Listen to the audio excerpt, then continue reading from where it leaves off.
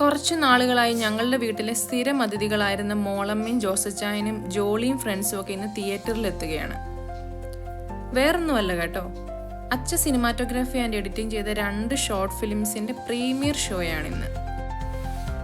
ജുഫേർ മോളിലെ മുക്താസ് സിനിമാസിൽ വെച്ച്.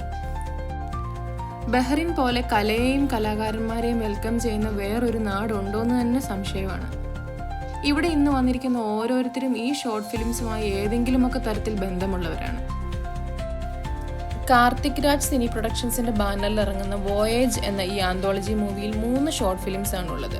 സിബിൻ ദാസ് ഡയറക്ട് ചെയ്യുന്ന സ്ലീപ്പ് ഓവർ, വൈശാഖ് കുളങ്ങരയുടെ ബർത്ത് സർട്ടിഫിക്കറ്റ്, പിന്നെ അച്ചയുടെ ചങ്കായ പ്രശോഭ് മേനോന്റെ ബിരിയാണിയും സാമ്പാറും.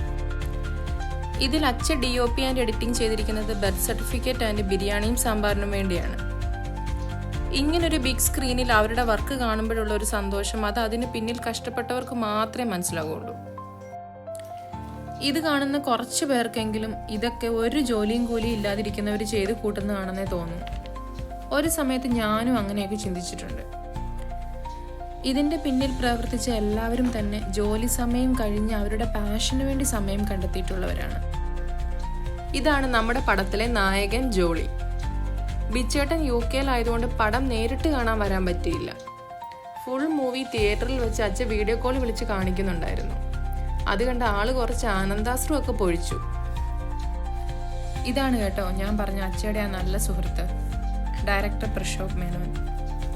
ഡയറക്ടർ എന്ന് മാത്രം പറഞ്ഞ പുള്ളിയെ നമുക്കങ്ങനെ ഒതുക്കാനൊന്നും പറ്റില്ല.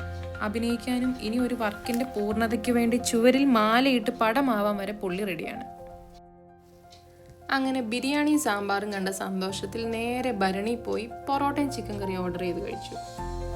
ഇപ്പം മനസ്സ് നിറഞ്ഞു, വയറും നിറഞ്ഞു. അപ്പോൾ ശരി, മറ്റൊരു വീഡിയോയുമായി കാണാം.